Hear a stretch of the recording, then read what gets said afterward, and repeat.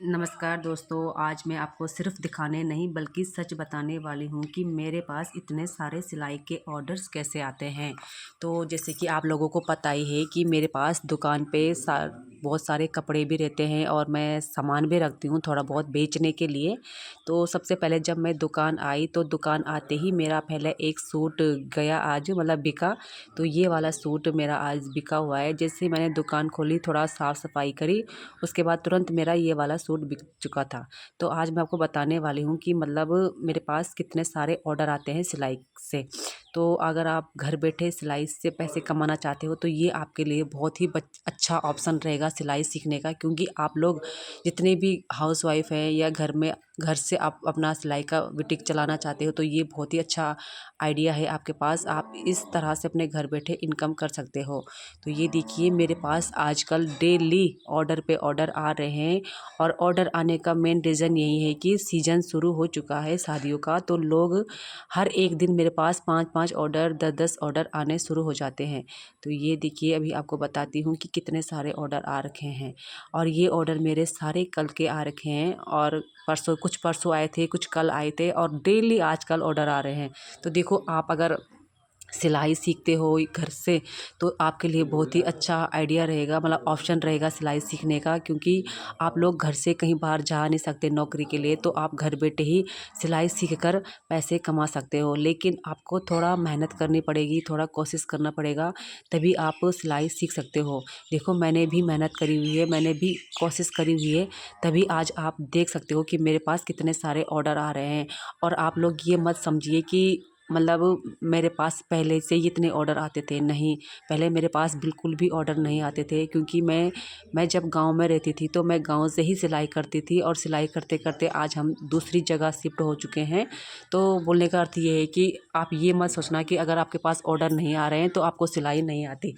आपको सिलाई नहीं आती तो आपको थोड़ा बहुत, तो पहले आपको थोड़ा प्रैक्टिस की ज़रूरत होती है और थोड़ा धैर्य की ज़रूरत होती है, क्योंकि जब तक हम मेहनत नहीं करेंगे, प्रैक्टिस नहीं करेंगे, तब तक हमें सिलाई आती नहीं है। तो अगर आपके पास सिलाई नहीं आ रही है ना, तो आप ये मत सोचो कि हमारे पास तो सिलाई आती नहीं है, हम तो सिलाई सीखेंगे नहीं या सिलाई करेंगे नहीं। पहले आपको देखो, पहले ही आपको हार नहीं माननी है। अगर हार मानोगे ना तो आगे कभी नहीं बढ़ोगे।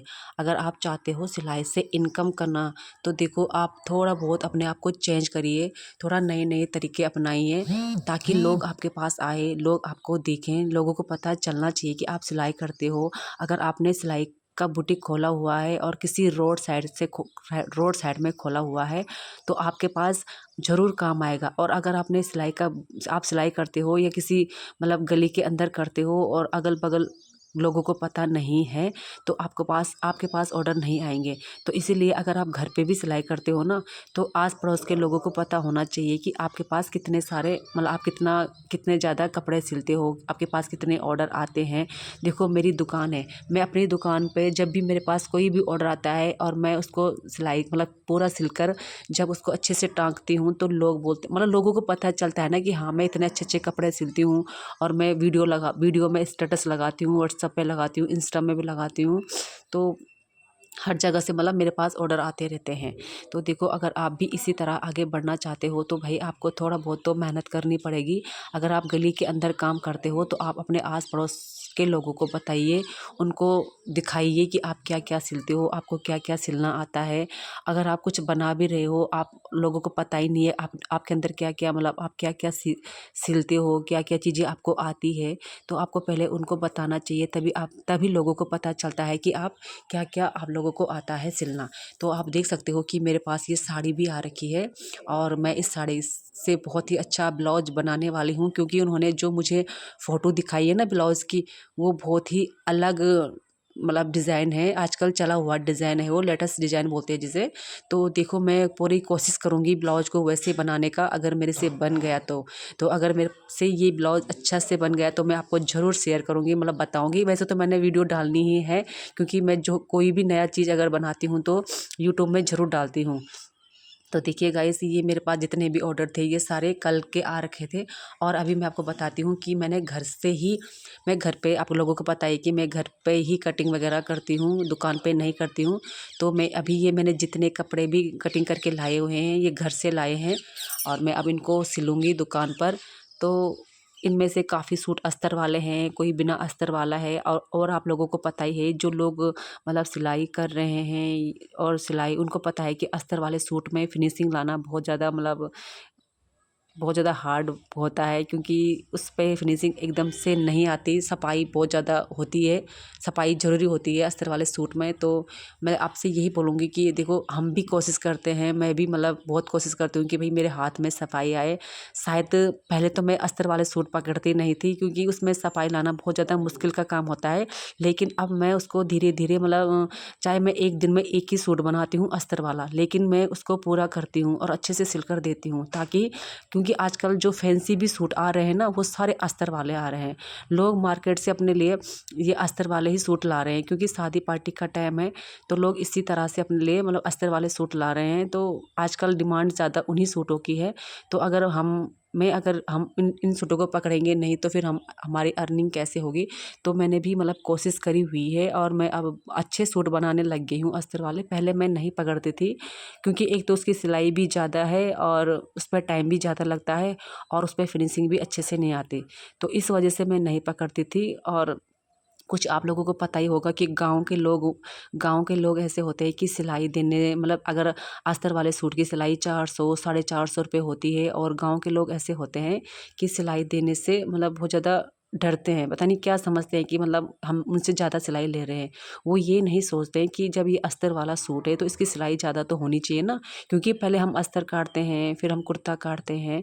तो देखो, सिलने में भी वही टाइम लगता है, कटिंग करने में भी वही टाइम लगता है, तो मतलब एक्स्ट्रा काम होता है उस पर। तो लोगों को समझना चाहिए। इसी वजह से भी मैं कुछ अस्तर वाले सूट नहीं पकड़ती थी। लेकिन जब मैंने उनको अपनी सिलाई बताई, 4 या 450 रुपये लेती हूँ मैं, होते कई लोग तो ऐसे होते हैं कि मतलब वो तुरंत सिलाई जितना बोलते हैं उतना दे देते हैं। लेकिन पहले लोग नहीं देते थे, लेकिन अब लोग देने लग गए हैं, तो अब मैं सिलने लग गई हूँ। और शायद यही वजह है कि अब मेरे हाथ में भी फिनिशिंग आने लग गई है, क्योंकि मैं पहले नहीं सिलती थी, अब मैं सिलने लग गई हूँ।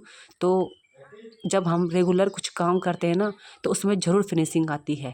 तो मैं भी आपसे यही बोलूँगी कि अगर आप लोगों को कुछ भी नया चीज़ सीखना है या चाहे कोई भी चीज़ बनानी नहीं आती है, तो देखो, जब तक आप उसको रेगुलर नहीं बनाओगे तब तक आपको सिलना नहीं आएगा।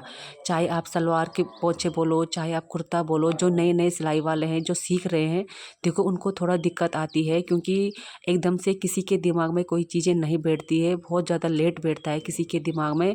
तो देखो, हर किसी का अलग अलग माइंड होता है और सबका माइंड एक जैसा नहीं होता है। तो मैं आपसे यही बोलूँगी कि आप कोशिश करते रहिए और हार नहीं मानना। जब तक आप कोशिश नहीं करोगे तब तक आप सीखोगे नहीं। और हाँ, अगर तुम्हारी कोई गलती बताता है ना कि आपने मतलब मेरा ये वाली चीज़ ख़राब सिली है, ये वाला ऐसा कर दिया, तो आप बिल्कुल भी बुरा मत मानिए। बहुत अच्छी बात है, अगर कोई हमें हमारी गलती बता रहा है तो आप उस गलती में सुधार करिए। आपका काम क्या है कि सुधार करने का। आप चाहो तो कोई भी कस्टमर है, अगर किसी कस्टमर के कपड़े आप पकड़ रहे हो ना, तो उसको अच्छे से सिल कर दीजिए। और अगर कुछ गलत हो भी गया ना, उसको दोबारा से अच्छे से फिर बना कर दीजिए, ताकि कस्टमर खुश हो जाए। एक तो कस्टमर को क्या चाहिए कि अगर कभी टाइट हो जाता है, कभी ढीला हो जाता है, और कस्टमर अगर हमारे पास दोबारा आते हैं, तो कई टेलर ऐसे होते हैं कि मतलब मुंह बना देते हैं, लेकिन हमें मुंह नहीं बनाना है। देखो, जब हमने सिल रखा है तो हमारा काम क्या बनता है कि हम उसको सही भी करके दें। अब हमें कोई कस्टमर सिलाई दे रहा है, तो हमारा काम बनता है ना कि हमने जब उसको ख़राब कर रखा है, उनकी फिटिंग सही नहीं आ रही है, तो आप उनको सही करके देना चाहिए। मैंने सुना है, मेरी दुकान पे कई लोग ऐसे आते हैं जो मुझसे बोलते हैं कि दीदी, अगर फिटिंग में कुछ गड़बड़ होगा तो आप सही करके दोगे ना। मैं उनको बोलती, हाँ हाँ, क्यों नहीं, मैं दूंगी। मतलब जब मैंने सिला है तो मैं ही तो दूंगी ना। तो वो पता क्या कहते हैं, वो कहते हैं कि नहीं दीदी, कई लोग तो ऐसे होते हैं कि अगर एक बार टाइट हो गया या ढीला हो गया, जो भी होगा, लेकिन अगर दोबारा उनके पास जाओ तो वो एक्स्ट्रा चार्ज लेते हैं। तो मतलब मेरा बोलने का अर्थ ये है कि मैं ऐसा नहीं करती। अगर मेरे कपड़े में कुछ भी खराबी हो ना, तो मैं उसको उसी टाइम करके सही करके दे देती हूँ और कुछ भी एक्स्ट्रा चार्ज नहीं लेती हूँ। तो मतलब लोग मेरे पास ऐसा बोलते हैं कि कई लोग लेते हैं एक्स्ट्रा चार्ज, तो मेरे हिसाब से नहीं लेना चाहिए। जब हम उस कपड़े को बना रहे हैं और हमने उसको सिल रखा है तो एक्स्ट्रा चार्ज का कोई मतलब नहीं बनता। हाँ, अगर वो कुछ टाइम बाद आते हैं, जैसे 1 महीने बाद, 2 महीने बाद अगर वो उस कपड़े को लेकर हमारे पास आते हैं तो फिर हमारा बनता है एक्स्ट्रा चार्ज। लेकिन अगर उसी टाइम वो हमारे पास उस कपड़े को लेकर आते हैं तो हमारा एक्स्ट्रा चार्ज नहीं बनता। तो देखो, सबसे मेन पॉइंट मेरा यही है कि अगर मेरे पास सिलाई आ रही है तो शायद यही कारण है, क्योंकि मैं लोगों को फिनिशिंग के साथ काम करके देती हूँ। अगर मैंने कुछ गड़बड़ कर भी दिया तो मैं उसको सही करके देती हूँ। तो आप लोग भी इसी तरह से काम करिए और एक दिन ज़रूर आपके पास भी इतने सारे ऑर्डर आएंगे जितने हमारे पास आ रहे हैं। आप मेरी वीडियो देखना, मेरी वीडियो में देखकर आपको पता चल जाएगा कि मेरे पास सिलाई के कितने सारे ऑर्डर आ रहे हैं।